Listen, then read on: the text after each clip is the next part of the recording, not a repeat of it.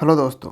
Welcome to BPSC ज्ञान। मेरा नाम है आलोक रंजन सिंह और आज है 10 मई 2024। आज के Bihar specific current affair discuss करेंगे।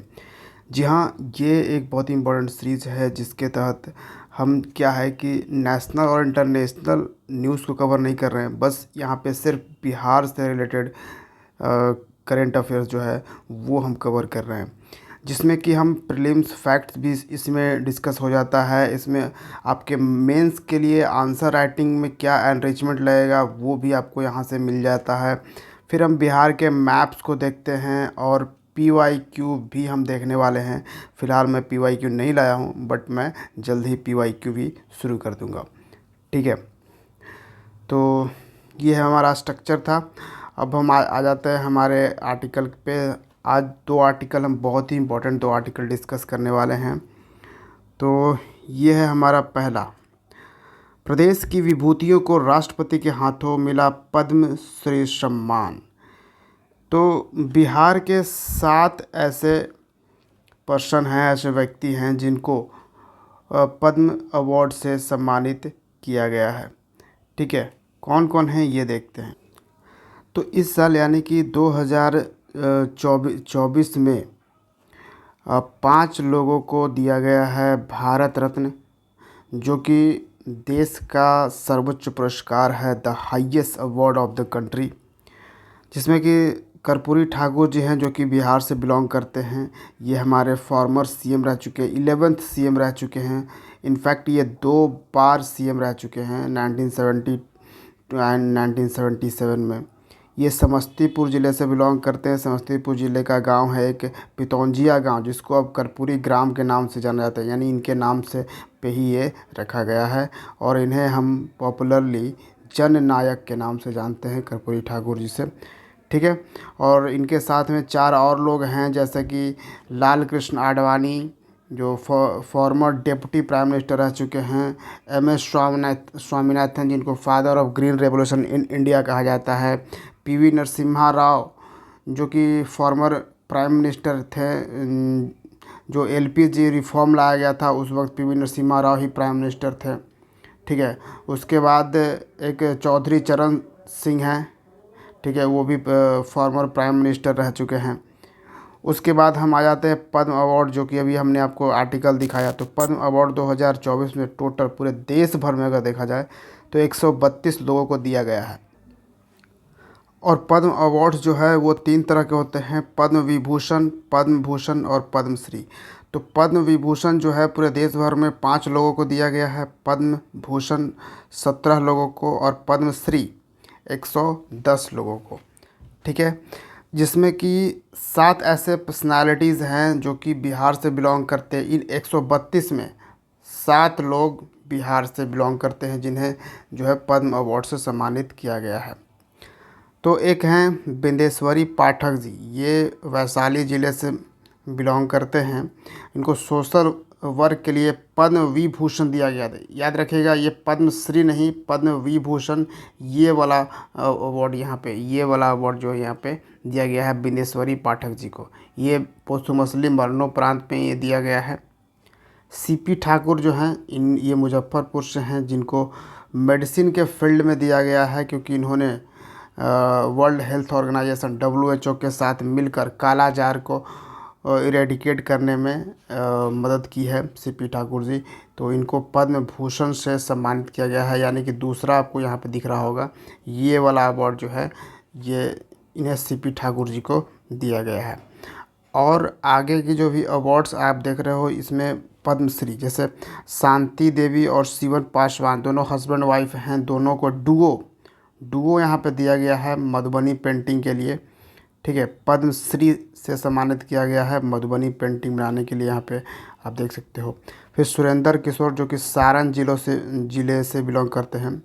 ठीक है, और ये जो दोनों हैं शांति देवी जी और शिवम पासवान, ये दोनों ही मधुबनी ज़िले से बिलोंग करते हैं और मधुबनी पेंटिंग के लिए भी इन्हें दिया गया है।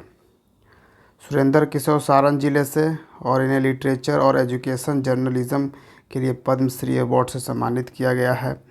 और राम कुमार मलिक ये दरभंगा से बिलोंग कर, दरभंगा घराना से इनका संबंध है। और ये आर्ट के लिए, आर्ट के फील्ड में इन्हें दिया गया है पद्मश्री अवार्ड्स। और ये 12वीं जनरेशन के 12th जनरेशन हिंदुस्तानी क्लासिकल वोकलिस्ट हैं। कहाँ पे? दरभंगा घराना से। ठीक है। इसे यहाँ पे अभी आप देख सकते हो कि बिहार के कलाकारों को पद्म सम्मान से सम्मानित किया गया। प्रदेश के लोक कला टिकुली आर्ट में विशेष योगदान देने के लिए अशोक कुमार विश्वास को दिया गया है। और फिर दरभंगा घराने के प्रतिष्ठित मलिक परिवार के संबंध रखने वाले राम कुमार मलिक को पद्मश्री पुरस्कार से सम्मानित किया गया है। ठीक है, तो ये चीज़ें भी आपको ध्यान रखनी है। तो अब हम आ जाते हैं अपने नेक्स्ट आर्टिकल पे। पटना जिले के 607 स्कूलों को मिलेगा पीएम श्री। ठीक है, पीएम श्री योजना का लाभ, शिक्षा के स्तर में होगा सुधार। तो पटना ज़िला जो है वहाँ के 607 लोगों को ये मिलेगा। और भारत सरकार और शिक्षा विभाग बिहार के साथ हुआ है एमयू में। यानी कि जो सेंट्रल गवर्नमेंट है, सेंट्रल गवर्नमेंट के साथ बिहार गवर्नमेंट के जो एजुकेशन डिपार्टमेंट है, ठीक है, इसके साथ हुआ है एमओयू पे साइन, ये पीएम श्री योजना का यहाँ पे लाभ लेने के लिए। अब यहाँ पे आपके माइंड में बिल्कुल ये क्वेश्चंस अराइज हो रहा होगा कि आखिर ये पीएम श्री योजना जो है वो है क्या। ठीक है, तो चलिए पहले अब हम पीएम श्री योजना को जानते हैं। तो पहले पीएम श्री योजना बोले या फिर स्कीम बोले। ठीक है, पीएम तो आप समझ ही रहे हो, प्राइम मिनिस्टर, प्रधानमंत्री। और श्री जो यहाँ पे है ये है स्कूल्स फॉर राइजिंग इंडिया। ठीक है, यानी प्रधानमंत्री स्कूल फॉर राइजिंग इंडिया योजना ये है। और ये आपको मालूम होगा, ये एक होता है, दो तरह के स्कीम्स होते हैं, सेंट्रली स्पॉन्सर्ड और दूसरा होता है सेंट्रल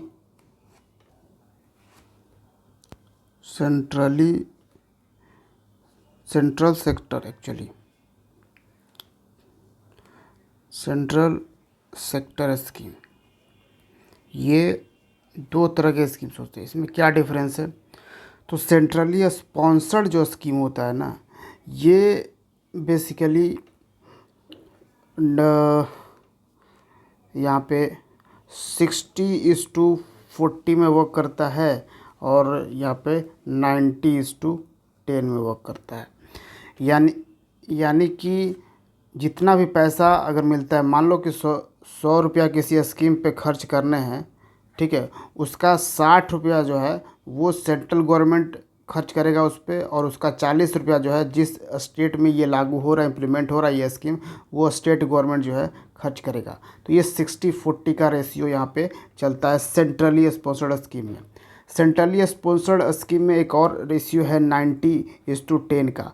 ये किस स्टेट्स में लागू होता है? तो जिस स्टेट्स को स्पेशल स्टेटस मिला हुआ है या फिर जहाँ पे प्रॉब्लम्स ज़्यादा हैं, जैसे बहुत ज़्यादा खर्च वगैरह करने पड़ते हैं किसी भी स्कीम्स को लागू करने के लिए। अब जैसे हिल एरियाज़ में हो गया, जैसे नॉर्थ ईस्टर्न स्टेट्स जो भी हैं, जम्मू कश्मीर है जिसको स्पेशल कैटेगरी मिला गया है, तो वहाँ पे क्या होता है ना कि 100 रुपया अगर इस स्कीम्स पे खर्च हैं तो 90 रुपया जो है वो सेंट्रल गवर्नमेंट खर्च करेगी और सिर्फ 10 रुपया ही उस स्टेट की गवर्नमेंट को खर्च करना पड़ेगा। तो ये 90:10 और 60:40 यहाँ पे सेंट्रली स्पॉन्सर्ड स्कीम में काम होता है। यानी कि आप समझ रहे हो कि सेंट्रली स्पॉन्सर्ड स्कीम्स में स्टेट गवर्नमेंट और सेंट्रल गवर्नमेंट दोनों मिल के फंडिंग करती है।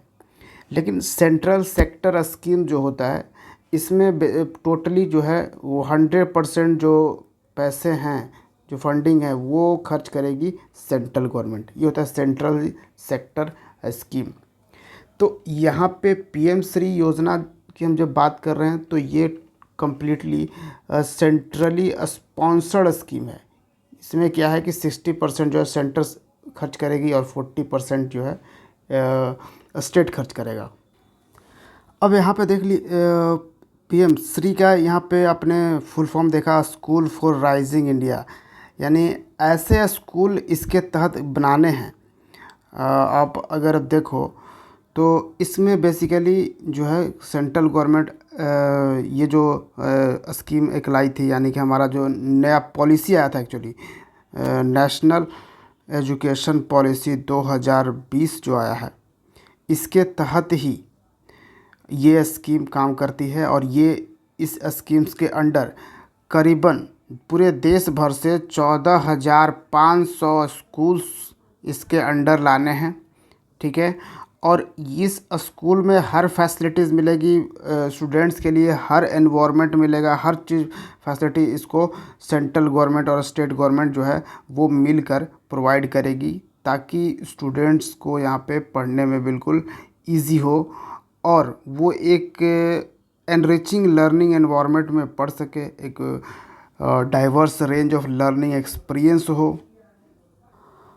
और स्कूल के जो भी इंफ्रास्ट्रक्चर हैं वो अकॉर्डिंग टू द स्टूडेंट्स के अकॉर्डिंग हो, स्टूडेंट्स को उससे बेनिफिट हो, सारे स्ट्रक्चर जो है वो फुल प्रूफ बढ़िया हो।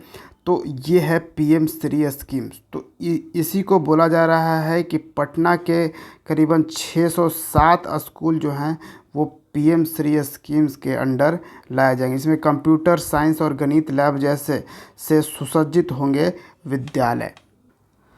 अब आपको जैसे ये वाला जो न्यूज़ है ये आपको क्या लग रहा होगा? लग रहा होगा ये तो सर ठीक है, ये तो प्रीलिम्स में पूछा जाएगा, और क्या प्रीलिम्स में पूछा जाएगा, हम ये योजना के बारे में तो हम लिख देंगे, ठीक है। बेसिकली यहाँ तो ये चीज़ थोड़ी यहाँ पर लिखना है कि 607 स्कूल में होंगे, ये बिल्कुल आपसे नहीं पूछा जाएगा, आपको ये योजना के बारे में पूछा जाएगा। तो वो तो सर हम लिख लेंगे, कोई बात नहीं है, आपने बता दिया ही पूरा।